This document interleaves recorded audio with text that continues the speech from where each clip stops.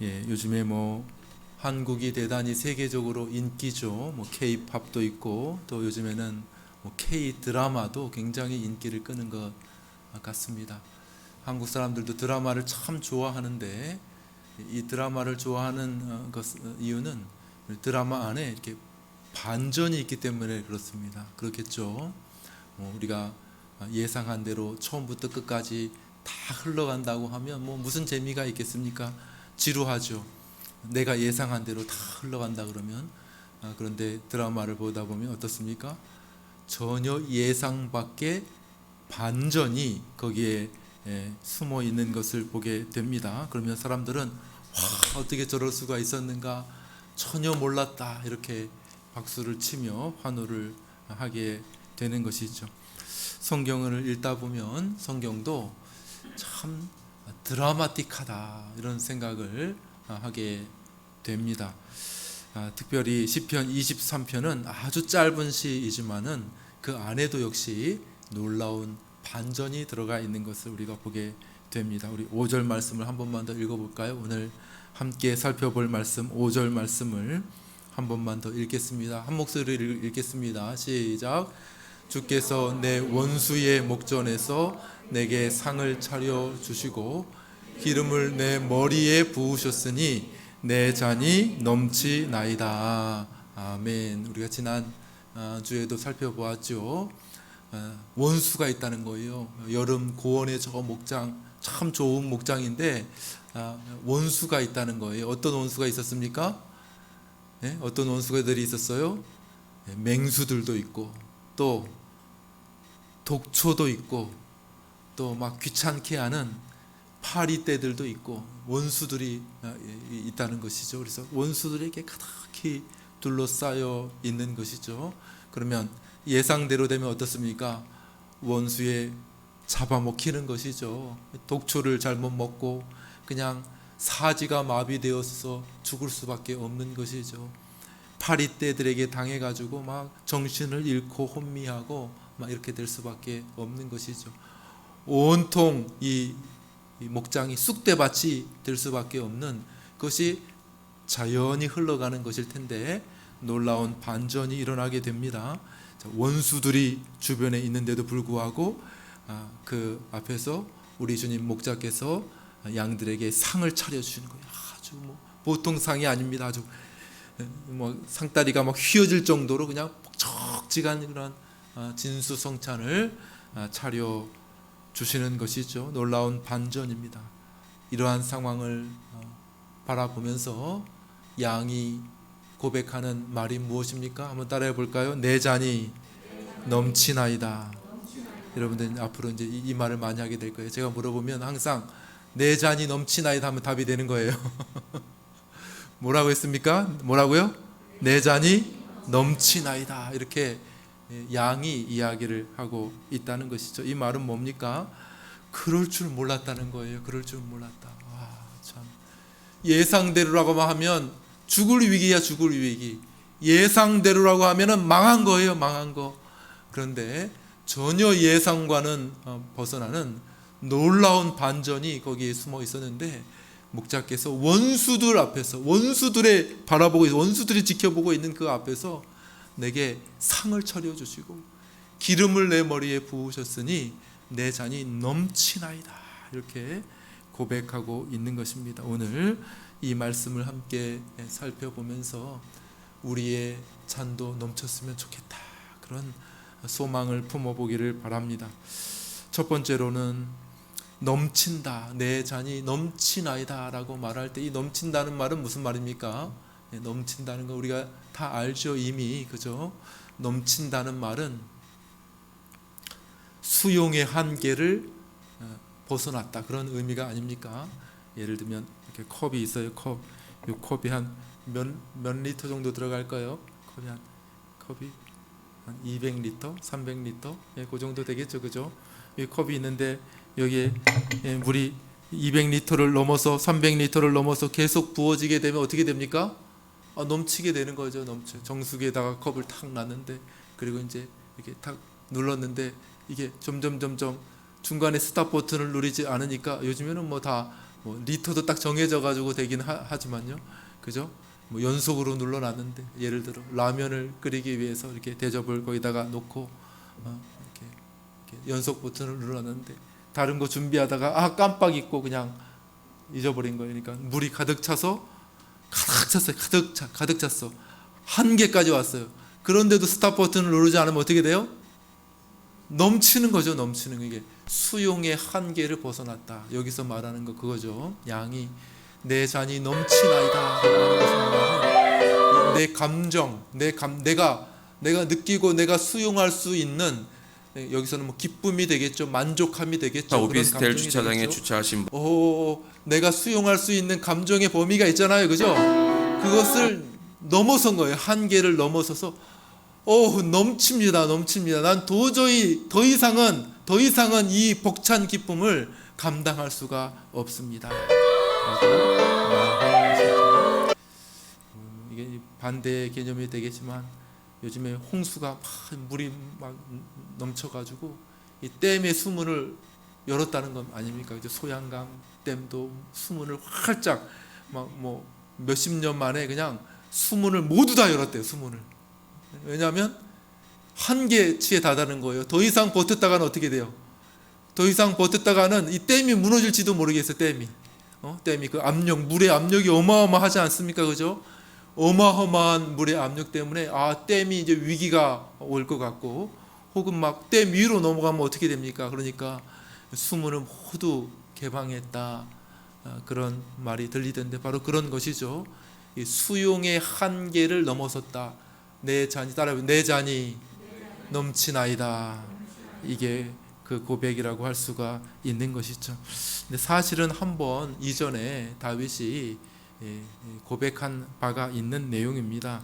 1절 말씀에 보니까 여호와는 나의 목자시니 내게 부족함이 없으리로다, 이렇게 얘기했습니다. 이건 같은 말입니다. 부족함이 없다는 말은 뭡니까? 소극적으로 좀 표현한 거예요. 부족함이 없다. 이건 그럭저럭 된다, 그런 말이 아니고, 이것도 역시 부족함이 없다는 것은 나는 만족합니다, 그런 의미가 되는 거예요. 나는 만족합니다. 이것도 역시 이렇게 넘칩니다, 그런 의미지만 좀 소극적으로 수줍어서 표현한 거죠. 어저께 우리 꼬마 아이하고 전도를 처음 해봤대. 초등학교 1학년인데 건빵에 스티커도 붙이고, 여기 주변의 사람들 우리 그 전도 한번 같이 하러 갈까? 그러니까 좋다는 거예요. 그래가지고 전도 같이 했어요. 우리 어저께 토요반에 왔던 아이인데, 이렇게 오빠가 공부하는 시간에 이제 동생은 여기 있는 거야. 그래서 같이 전도하자. 그래서 좋다는 거야. 아주 뭐 성격이 너무 활달하고 똘똘한 아이였어요. 그래서 같이 전도를 하는데, 여기 상가들 앞에 가서 네가 한번 건빵을 줘봐. 그러니까 아이고 수줍어가지고 그냥 쭈뼛 이렇게 하더라고요. 그런 것처럼 1절은 조금 소극적으로, 조금 수줍게, 그죠? 여호와는 나의 목자시니 내게 부족함이 없습니다, 이렇게 고백했다면 5절에서는 그냥 문을 활짝 개방한 거죠, 그죠? 내 잔이 넘치나이다, 이렇게 같은 것을 말한 것입니다. 양의 비유로 설명해 보면 이런 것이 양의 비유. 양 한 100마리 정도를 한 목자가 이렇게 돌보고 있는데, 아주 무더운 여름에 그 양의 그 갈증을 다 채우려, 목마르잖아요, 양도. 그러면은 이렇게 옛날 걸로 하게 되면 이렇게 큰 나무, 통나무 같은 거 그 안을 파가지고 물통으로 쓰지 않겠습니까, 그죠? 거기다 물을 이렇게 계속 부어주면 양떼들이 모여가지고 그 통나무에서 물을 계속 마시지 않겠습니까? 그런 걸 한번 상상해 보십시오. 근데 보통 이렇게 고용된 목자들은 이렇게 절대 양들에게 이렇게 충분히 마시게 하지 않는다는 거예요. 왜냐하면 양 100마리 정도를 다 그냥 충분하게 마시려고 하면은 막 한 서너 시간은 물을 길어와야 된다는 거예요. 서너 시간. 너무 힘든 일이죠. 그러니까 한 반 정도 차면 이렇게 밀쳐내 가지고 다른 양떼들 먹이게 이렇게 밀쳐내는 거예요. 아직 다 안 찼는데 그래도 밀쳐내는 거예요. 그런데 주인 목자 같은 경우는 그냥 힘들지만은 계속 물을 부어오는 거예요. 계속 부어와요. 그래서 양들이 먹고 마시고, 아이고 다 먹었습니다, 목자님, 주인님, 다 먹었습니다. 이제 가득 찼습니다. 그런데 목자가 땀을 흘리면서 계속 물을 부어 보니까 아이고 이제 이 통이 이제 가득 찼지 않습니까? 넘칩니다. 넘쳐. 내 배도 이제 가득 찼습니다. 이렇게 수용의 한계, 그리고 그것은 뭡니까? 정말 기쁩니다. 정말 행복합니다. 정말 만족합니다. 그런 의미가 되는 것이죠. 양들의 행복한 비명 소리라고 할 수 있을 것입니다. 다시 한번 따라해 볼까요? 뭐라고 고백한다고요? 시작. 내 잔이 넘치나이다. 잘하셨습니다. 내 잔이 넘치나이다. 양들의 행복한 비명 소리, 그것이 바로 이것이라고 할 수 있겠죠. 자, 이제는 우리가 다윗의 인생 속에서, 다윗, 여기 이 시를 쓴 양을 비유하긴 했지만은 다윗 자신의 이야기를 담고 있는 것 아니겠습니까? 1차적으로 말이죠. 물론 이것을 확대해 가지고 모든 성도들, 우리 모두의 경험에 해당하는 것이겠지만은 1차적으로 우리가 다윗의 인생 속에서 언제 다윗이 그렇게 잔이 넘쳤는가 하는 것을 우리가 생각해 보면 좋을 것 같습니다. 다윗의 인생을 굽어보게 되면 아주 우여곡절이 많았던 것을 보게 됩니다. 그냥 어떤 사람은 조금 순탄하고 평탄한 인생을 사는 것 같지만 다윗은 그냥 아주 엎치락 뒤치락 우여곡절이 많은 그러한 인생이었습니다. 그러나 그 가운데 놀라운 반전의 축복, 우리 하나님께서 다윗의 인생에 크게 부어주시는 그러한 은혜를 다윗이 경험하게 됩니다. 첫 번째로 다윗의 어린 시절을 한번 생각해 보십시오. 다윗의 어린 시절은 많은 형제들의 틈바구니 속에서 충분히 공급을 받지 못했습니다.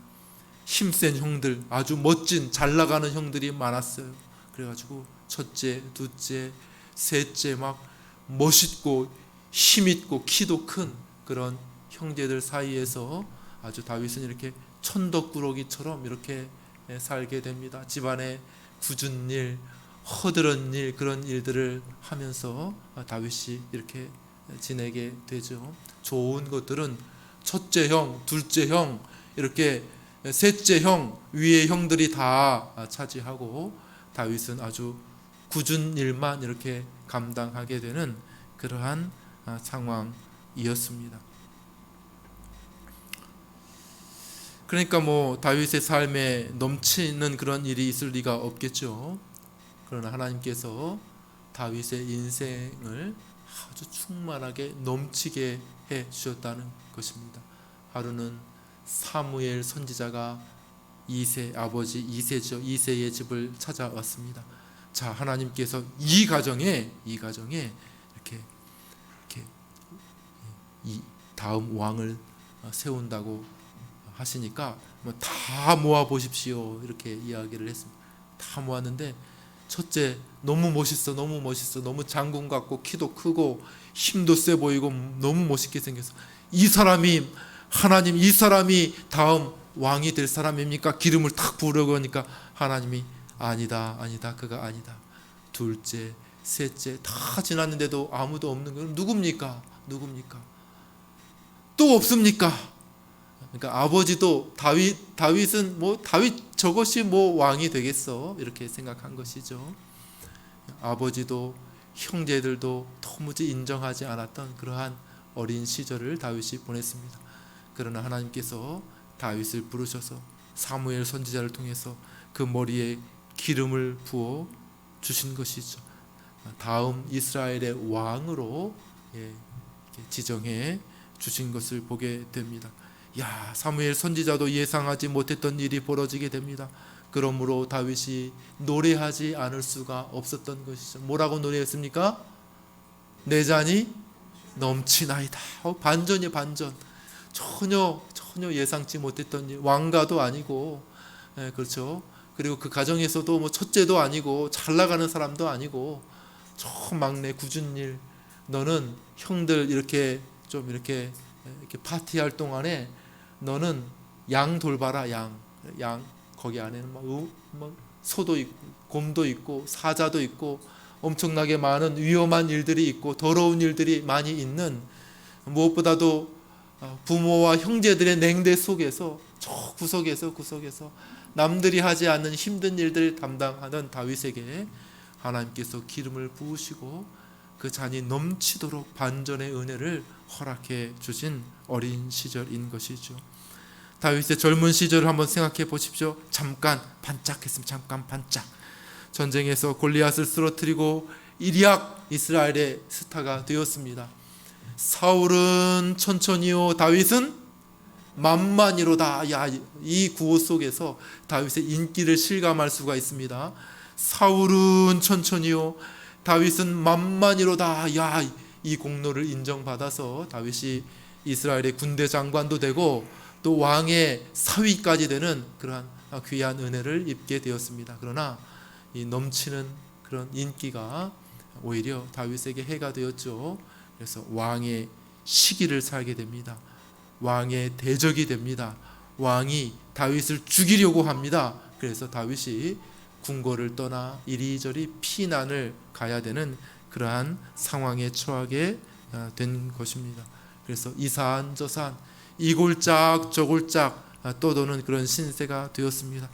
다윗의 신세가 얼마나 처량했든지 다윗이 스스로를 얘기하기를 아이고 저는 벼룩 같습니다. 벼룩. 왕이시여 한낱 이스라엘의 벼룩 같은 나를 찾아오십니까? 예? 벼룩 같은 나를 뒤지기 위해서 온 산간을 다 태우고 온 나라를 다 태우려고 하십니까? 나는 벼룩 같은 존재입니다. 이렇게 자신의 신세를 한탄했던 다윗의 모습을 보게 됩니다. 그러나 그러한 위기, 그러한 원수 속에서 하나님께서 결국 다윗을 지켜주시죠. 숱한 위기 속에서 극적인 그러한 보호를 하나님께서 허락하십니다. 그리고 결국 어떻게 됩니까? 결국 다윗을 죽이려고 했던 사울 왕의 가문이 전쟁으로 몰락하게 되는 그러한 일들이 벌어지게 되고 결국 하나님의 약속대로 다윗이 이스라엘의 2대 왕으로 등극하게 됩니다. 그러니까 다윗이 뭐라고 고백한다고요? 내 잔이 어떻게 된다고요? 넘치나이다. 내 잔이 넘치나이다. 이 다윗의 고백이 아닐 수가 없는 것이죠. 여러분 마지막으로 다윗의 노년도 한번 생각해 보시기를 바랍니다. 다윗의 노년 어땠습니까? 다윗의 노년에는 자식 문제로 아주 골머리를 썩혔던 그런 때였습니다. 서로 이제 아버지의 힘이 빠지고 아버지가 나이가 들어가자 이제 아버지 뒤를 이어서 내가 왕이 될 거야 하는 욕심을 가진 자녀들이 막 이렇게 일어나게 됩니다. 그 사이에서 막 여러 정치적인 알력과 암투가 벌어지게 되죠. 그 사이에서 다윗이 휘말리게 됩니다. 그 사이에 압살롬이라고 하는 사람이 자녀가 반란을 일으키게 됩니다. 모반을 일으키게 되죠.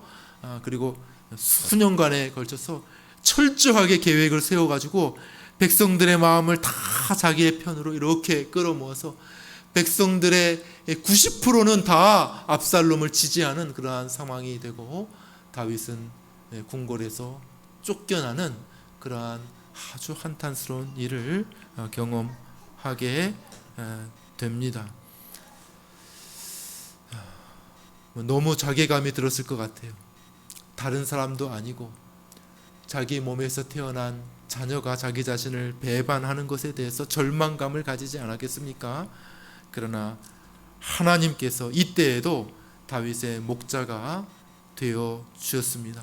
그래서 압살롬에게 있었던 좋은 전략가가 있어요. 아히도벨이라고 하는 이 전략가의 아주 좋은 전략을 하나님께서 폐하시죠. 그 전략을 채택하지 못하도록 하시고 압살롬과의 전쟁에서 다윗의 군대가 승리하게 되는 도저히 상대가 되지 않아요. 뭐 그냥 군사력으로 보게 되면 정말 일부분에 불과하지만은 아주 혼잡한 상황 속에서 그동안 압살롬이 자랑하던 그 머리카락 너무 머리카락이 멋있어. 곱슬곱슬하고 무겁고 막 이렇게 쫙 하던 압살롬이 자랑하던 압살롬이 그냥 쫙 머리를 휘날리고 나타나면 그냥 모든 사람들이 우와할 정도로 자랑이었던 압살롬의 머리카락이 어떻게 돼요? 나뭇가지에 걸리게 됩니다.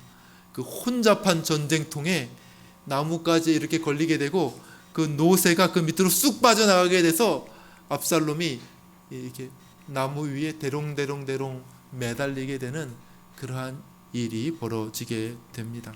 하나님께서 하신 것이죠. 그래서 예상치 않게 다윗의 군대가 승리를 거두게 되고 압살롬이 죽게 되는 것이죠. 다윗이 다시는 궁궐로 돌아올 수 없을 것처럼 생각했는데 하나님께서 다시 다윗에게 회복의 은혜를 허락하십니다. 그러니까 다윗이 뭐라고 고백했다고요? 내 잔이 넘치나이다, 이렇게 고백한 것이죠. 자, 여기 5절 말씀은 다윗 자신의 인생을 돌아볼 때 그렇다는 것입니다. 반전의 하나님께서 드라마틱하게 자신의 삶을 풍성하게 채워주셨습니다. 그러므로 내 잔이 넘치나이다. 수많은 원수들이 있었습니다. 내 인생을 돌아보건대 수많은 부모들이 원수, 형제들이 원수는 아니겠지만은 그러나 나를 밀어내고 나를 한 대로 저 힘든 곳으로 나를 힘들게 하고 한다는 면에서 그죠? 어떤 대적이라고 말할 수 있겠죠. 부모, 형제, 그 다음에 주변의 사람들, 짐승들, 나의 많은 원수들이, 심지어 이스라엘의 왕, 가장 높은 자도 나를 대적해서 나를 죽이려고 하고, 심지어 말년에는 내 몸에서 태어난 내 자식까지 나를 공격하는 그러한 일들이 내 안에 많이 있었습니다. 내 삶을 돌아보건대 원수들이 수없이 많이 있었습니다. 그럼에도 불구하고 우리 하나님께서 나의 목자가 되어 주셔서 그 원수들에게서 나를 지켜주시고 기름을 내 머리에 부으셔서 내게 상을 차려주시고 기름을 내 머리에 부어주셨으니 내 잔이 감당할 수 없습니다. 주님, 예상했다면 이 정도 기쁨은 아닐 텐데 전혀 예상하지 못했던 저 시골떼기 어린아이, 양치기 목동, 아무도 인정해 주지 않았던, 집에서조차도 인정받지 않았던 저 시골떼기 저 목동인 나를 이스라엘의 가장 위대한 왕으로 삼아주신 우리 하나님 감사합니다. 내 잔이 넘치나이다, 이렇게 고백하고 있는 것이죠. 말씀을 정리합니다. 사실 모든 사람들이 이렇게 잔을 들고 있다고 생각할 수 있습니다. 뭘 들고 있어요? 잔을 들고 있어요. 모든 사람은 잔을 들고 있습니다. 그리고 뭘 바라고 있어요? 잔이 가득 채워지기를 바라고 있는 것이죠. 내 잔에 가득히 좀 채워지기를 사람들이 바랍니다. 그런데 사람들이 어리석게도 정말 이상한 것으로 자신의 잔을 채우려고 합니다. 결코 넘치지 않을, 결코 만족이 없는 것으로 자신의 잔을 채우려고 합니다. 요즘에 자본주의 사회니까 뭘로 채우려고 할까요? 돈이 많으면 돈의 통장의 잔고가 이만큼 되면 내가 더 기뻐하지 않을까, 내가 행복하지 않을까. 그래서 돈으로 조금만 더. 여러분, 부자들한테 한번 물어보십시오. 얼마 정도 있으면 행복할 것 같습니까? 부자들이 뭐라고 말할 것 같아요? 당신은 막 수십억, 수백억 있지 않습니까? 그러니까 행복하지 않습니까? 그러니까 부자들이 뭐라고 말할 것 같아요? 조금만 더 있으면 행복할 것 같다. 부자들은 조금만 더 있으면 행복할 것 같다고 다 이야기한다는 거예요. 조금만 더 이렇게 이야기한다는 것입니다. 결코 그 잔은 채워지지 않을 것입니다. 다른 사람들은 다른 것으로 그 잔을 채우려고 합니다. 정치인들 보니까 더 많은 권력을 쥐면, 더 높이 올라가면, 더 영향력이 확대되면 내 잔이 막 채워질 것 같아요. 이야, 이번 선거에서 내가 한번 당선되면 내 잔이 채워지지 않을까. 근데 채워지지 않습니다. 채워지지 않아요. 그 어떤 것으로도 채워지지 않습니다. 더 많은 것을 가지기를 원하죠. 지식으로, 명성으로, 많은 공부로, 박사학위 1개, 2개, 5개, 아무리 명성을 얻고 지식을 얻는다 할지라도 인생의 잔은 결코 채워지지 않는다는 것입니다. 결코 어떤 것으로. 우리의 잔이 채워지려면, 우리의 잔이 넘치려면 어떻게 할 수가 있는가? 우리 다윗의 고백. 다윗은 정말 느꼈지 않습니까? 내 잔이 넘치나이다. 그 비결이 무엇입니까?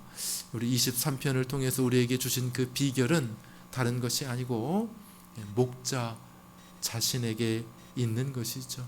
우리 1절 말씀을 다시 한번 읽어보겠습니다. 시편 23편 1절.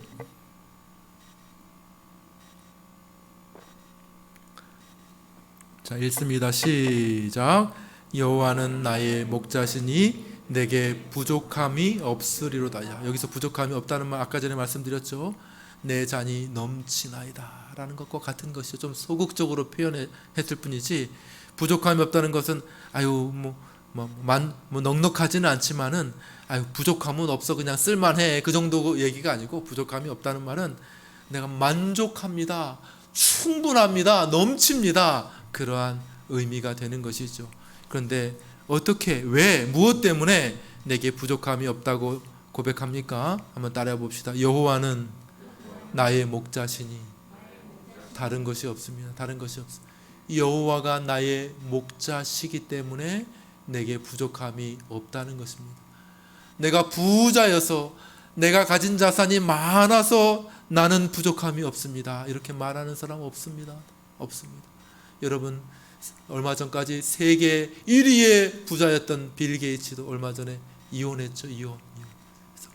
아내도 그 딸들도 다 등을 돌려 버렸습니다. 어이구, 많은 것을 가져서 부족함이 없을 것 같은데 아마 그 안에 허기가 졌었던 것 같아요. 왜 이혼을 했는가? 여성 편력이 있었다고 하죠. 여성 편력. 그죠? 그러니까 참다가 그냥 아내가 터뜨려 버려요. 멜린다 게이츠가 터뜨려 버렸어요. 그러니까 아마 빌 게이츠도 그 많은 부를 가지고 있음에도 불구하고 채워지지 않았던 부분이 있었던 것 같습니다. 허전하죠. 더 채워주고 싶다 하는 그런 마음이 있지 않았겠습니까? 어떤 것으로도 인생은 채워지지 않습니다. 여호와는 나의 목자신, 이 원칙을 따라가야 됩니다. 내게 부족함이 없으리로다, 이렇게 말하고 있는 것이죠. 그러므로 정말 우리의 잔, 저나 여러분들이나 우리의 잔이 채워지기를 원하지요. 예, 그럴 줄 믿습니다. 우리의 잔이 채워지기 위해서는 어떻게 해야 되는가? 목자가 우리와 함께 있어야 되는 것이죠. 여호와가 나의 목자가 되셔야 되는 것이죠.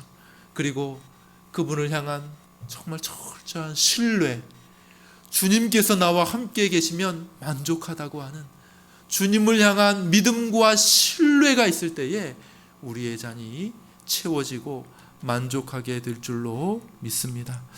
말씀을 마칩니다. 사랑하는 여러분, 우리 모두는 잔을 들고 있는 사람들입니다. 그리고 모두가 다 이 잔이 채워지기를 간절히 바라고 있습니다. 그러나 안타깝게도 많은 사람들이 어리석게 이상한 곳에 그 잔을 들이대고 있는 거예요. 여기서 내 잔이 채워지지 않을까? 이곳으로 채우면 내 잔이 채워지지 않을까? 채워지지 않습니다. 이상한 데 가서 자신의 잔을 들이미는 겁니다. 그러나 그것으로도 채워지지 않습니다. 내 잔이 채워지지 않습니다. 늘 부족한 것 같습니다. 우리의 잔이 진실로 채워지기 위한 비결, 목자밖에는 없습니다. 우리의 빈잔을 채울 수 있는 딱 한 분, 그분은 우리의 목자밖에는 없습니다. 왜요? 어떻게 그 목자가 우리의 빈잔을 채울 수 있습니까?